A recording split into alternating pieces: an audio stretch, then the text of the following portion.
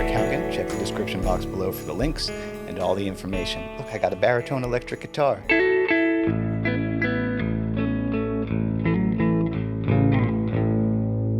These are cool.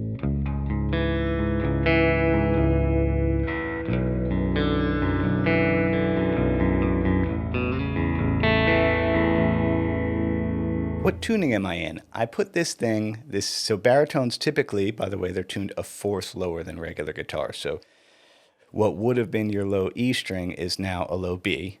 And then you can go even lower if you kind of made that drop D, which was the first thing I did when I unboxed this. And then I was like, wait a second, what if I made it the equivalent of open D tuning, but this low? So this is now an A chord. That means here's D. Here's our E.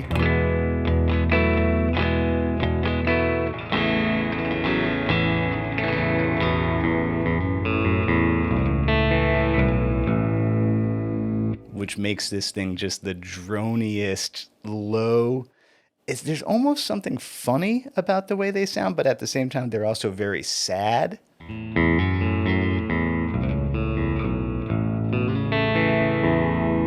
And for my generation, I remember the band Tortoise, they're still around. Great post-rock band. I know they did a lot of stuff with baritone guitars. But yeah, you'll hear baritone guitars in heavy stuff, in country stuff, in modern indie stuff, Phoebe Bridgers and Idols and Lucy Dacus. Like, these things are showing up everywhere because, yeah, guitar is a textural device. And if we don't care too much about shredding a lot and learning a lot of scales and things like that, it's way cool to have a bunch of guitars that do slightly different things, 12 strings, open tunings, Nashville tuning, just stuff like that. I love that stuff, I think.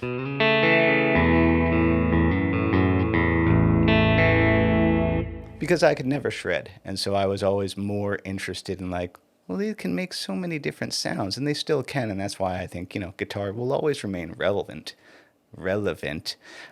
just like keyboards. There's just so much we can do with them every day. I know that there's those articles about, guitar is dying. It's fine.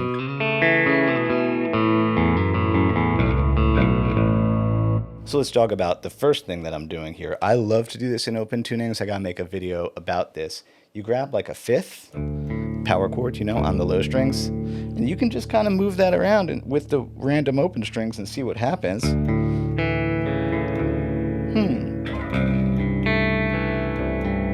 Neat. Gets a lot more interesting though if you realize that in this tuning, there's the third.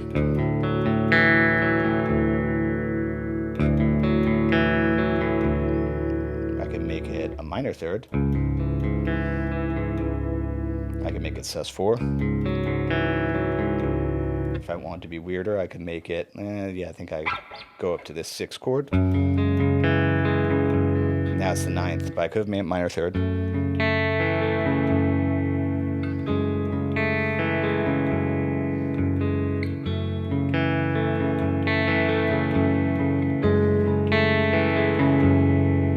And because of that extended range in the low end, it's drony and jangly, but also low,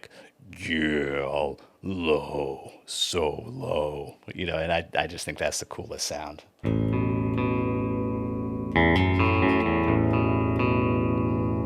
And yeah, this Squire classic vibe, made in Indonesia. The made in Indonesia stuff is really nice. Double bound, and because it's a Telecaster though, you get the Telecaster bridge pickup. So let's go and play around with some of the mean things we can do in this tuning. Can't play a baritone guitar. Oh, not the tuner. Put on the Strymon Deco.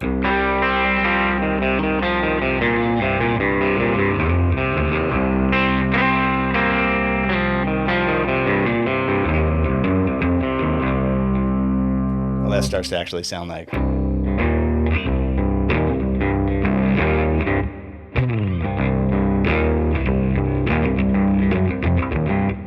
Morphine, great 90s Boston band, which is really a 2-string slide bass, baritone sax, and drums, baritone singer. What a great band. But what I was gonna play, bridge position.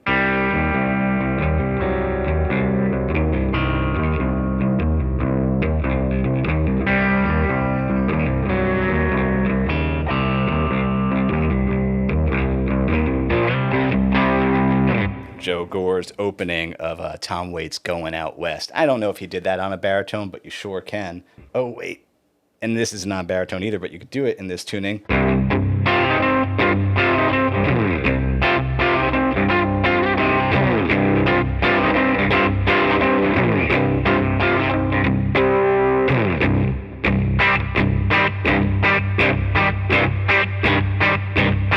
Where's that 5 chord?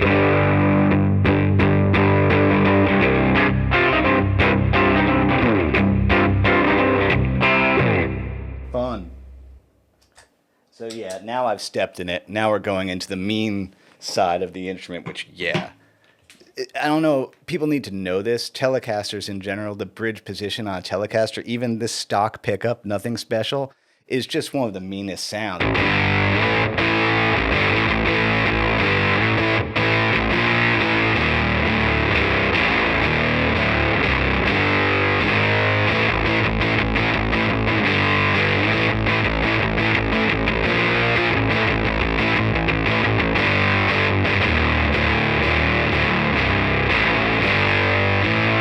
I don't play stuff like that these days, but I used to. Let me see if I can play some Sabbath in this. That's my Dusky Octave Fuzz. I love this pedal.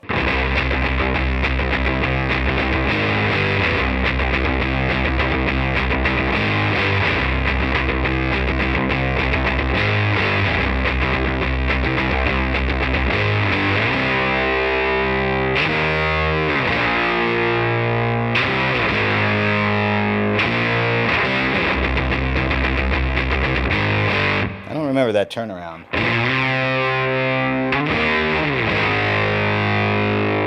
Oh yeah.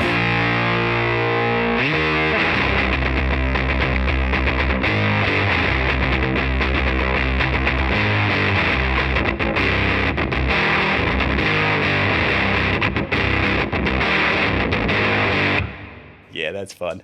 Super fun, but really mostly these days I'm like, you know, real Dr. Jekyll and Mr. Hyde kind of instrument. So,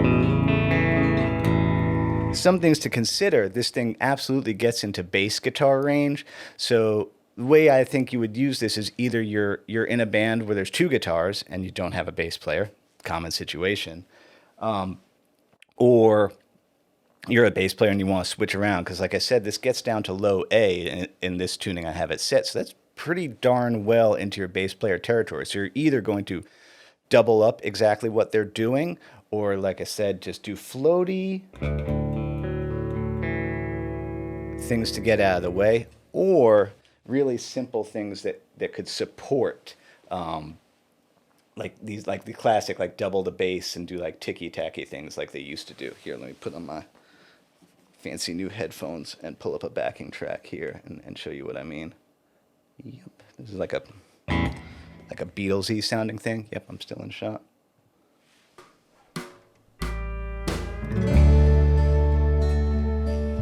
You know, you just leave it alone. Just there to add that weird texture.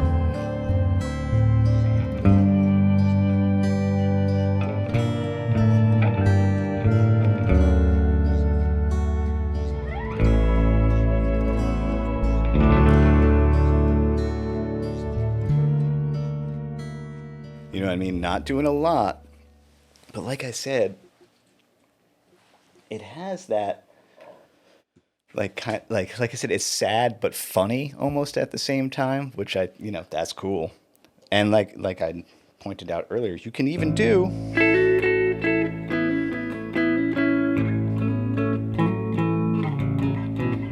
I found my double stops on this because I'm a big pentatonic double stops kind of guy. That's my thing. Hey, by the way, you could head over to my website and download my new course. It just came out, earlier this week.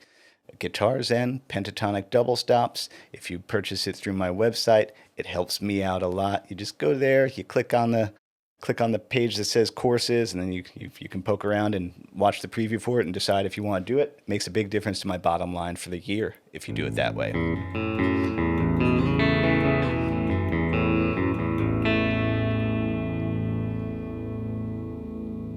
So this is not a review of this instrument, but let's just take a minute to talk about Squire Classic Vibe stuff and the Squire Vintage Modified stuff.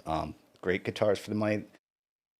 The tuners, sure, I might change the tuners out because they do the thing. The only thing I don't like that we're turn, turn, turn, nothing, nothing, nothing, oh, and then it catches it. Don't love that. Could be the nut. That could be the string binding on the nut. It feels like it's the ratio on the tuners. That's really the only thing I'd change. The pickups are fine. But that's me. I don't tend to change pickups on my guitars unless they're broken. Unless I'm like, oh, is there something egregious? I'll usually just leave them be. Because again, I'd rather have an arsenal of reasonably priced guitars that all sound quite different so that I could use them as guitars, a textural device, so rather than have one guitar that does everything and be good at that. Let me see if I can play some Lucy Dacus on this.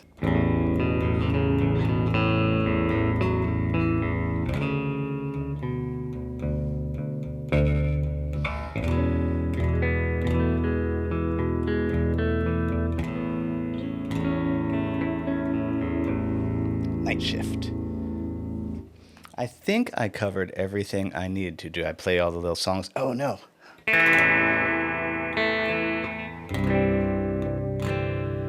House of the Rising Sun. Again, always.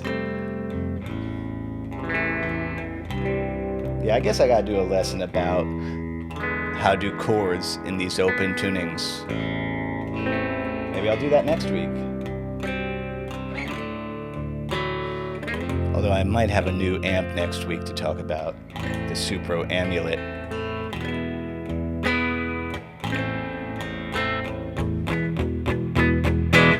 I think I covered it, so just to review, you can use this thing for very simple ticky-tacky things to just subtly, you could use it for jangle, like doom jangle, let's call it. And of course, you know, this thing loves to be mean.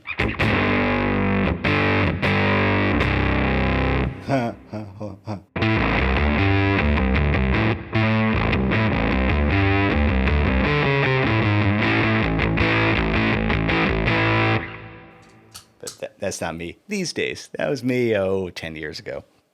Thanks so much to everybody who supports me in all the ways that you do. Like and subscribe, doing that. Patreon, the Truefire courses, booking lessons. That's how I make my living these days because I don't run ads. I think they're annoying. So I appreciate people choosing to invest in me by going to my website and then doing stuff. Thank you. As Bill and Ted would say, be excellent to each other. That includes yourself. Happy Friday. Eat pizza. And as I pack up my guitar, I'm going to lay another track down with my favorite delay setting. And this thing that's just so trippy, man.